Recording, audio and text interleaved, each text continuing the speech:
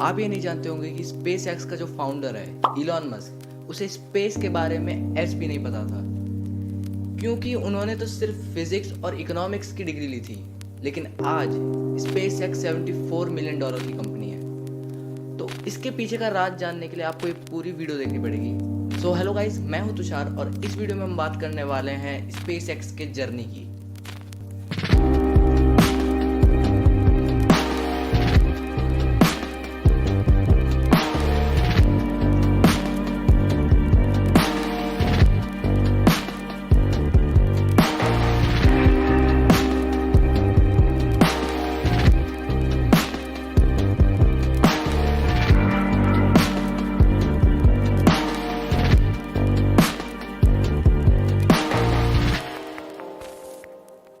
तो आपको क्या पता है कि वर्ल्ड में सिर्फ ऐसे 3-4 ऑर्गेनाइजेशन है जो स्पेस कैप्सूल को स्पेस में भेजने के बाद वापस भी लेकर आते हैं, और उनमें से गिने चुने हैं सबसे पहले तो US, second China, third Russia और अब आता है स्पेस एक्स। लेकिन मेन टॉपिक पे आने से पहले मैं आपको एक बहुत इंपॉर्टेंट चीज़ बता दूं कि स्पेस एक्स एक प्राइवेट ऑर्गेनाइजेशन है। ये कोई गवर्नमेंट रन नहीं करती। जिस तरह से नासा, इसरो और कई सारी और स्पेस ऑर्गेनाइजेशन है, स्पेस एक्स उनसे बहुत ही अलग है।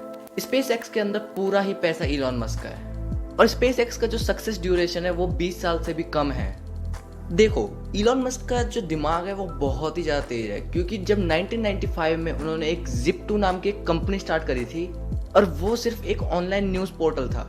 और आप जानते ही होंगे कि 1995 में लोगों के पास स्मार्टफोन हुआ ही नहीं करते थे। सोचो उस टाइम पर इलॉन मस्क ने ऐसा काम करा था। और Zip2 के सक्सेसफुल होने के बाद उन्होंने अपनी दूसरी कंपनी स्टार्ट करी जिसका नाम था X.com, और ये कंपनी बाद में जाकर पेपैल में कन्वर्ट हो गई। और ये कंपनी उन्होंने 1999 में स्टार्ट करी थी, जिस टाइम पर लोग बैंकों में धक्के खाया करते थे। उस टाइम पर उन्होंने एक ऑनलाइन ट्रांजैक्शन मीडियम निकाला था। इलॉन मस्क को पता था कि अगर वो इस रॉकेट इंडस्ट्री में आते हैं तो बहुत ही ज़्यादा रिस्क है, लेकिन इलॉन मस्क ने स्पेस एक्स के अंदर $60 मिलियन लगा रखे थे और उन्हें पता था अगर वो इस लूप में फंस गए तो बाहर आना बहुत ही ज़्यादा मुश्किल हो जाएगा।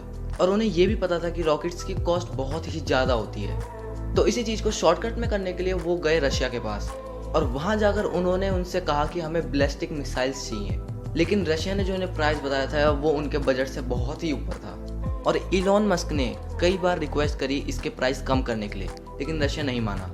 तो जैसे ही डील कैंसिल हुई, इलॉन मस्क ने सोचा कि उन्हें कुछ ना कुछ तो करना ही पड़ेगा, क्योंकि वो अफोर्डेबल रॉकेट्स बनाना चाहते थे जो हम सभी लोगों को मार्स पर ले जाएं। तो उन्होंने क्या करा कि जितनी भी लाइब्रेरी में बुक्स थी वो पढ़ना स्टार्ट कर दी, क्योंकि उन्हें पता था कि बुक्स के अंदर कुछ ना कुछ तो ऐसी चीज़ होगी जो उन्हें हेल्प करेगी।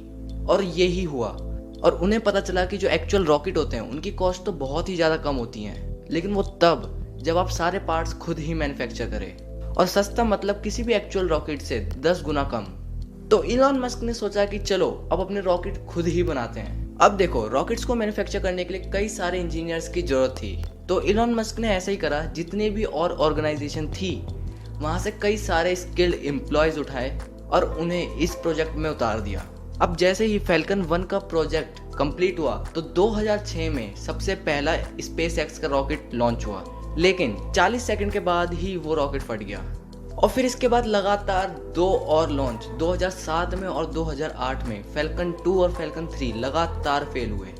और अब आ गया था स्पेस एक्स अपने बैंकरप्सी के ऊपर। और इसी फेलियर के बाद जितने भी उनके इन्वेस्टर थे वो नेक्स्ट मिशन करने के लिए मना कर रहे थे। अब इलॉन मस्क को पता था अगर उन्होंने नेक्स्ट लॉन्च करा और अगर वो भी फेल हो गया तो वो पूरे बैंकरप्ट हो जाएंगे। लेकिन इस गैम्बलिंग को खेलने के लिए इलॉन मस्क तैयार थे।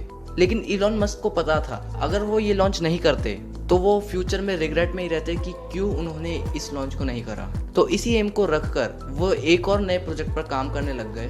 तो उन्होंने क्या करा, जितने भी उनके पुराने 3 फेलियर थे उन्होंने उन 3 फेलियरों को नासा के एक्सीडेंट रिव्यू बोर्ड को दिखाया और उनसे सजेशन मांगा कि क्या हमें अब चेंजेस करने चाहिए।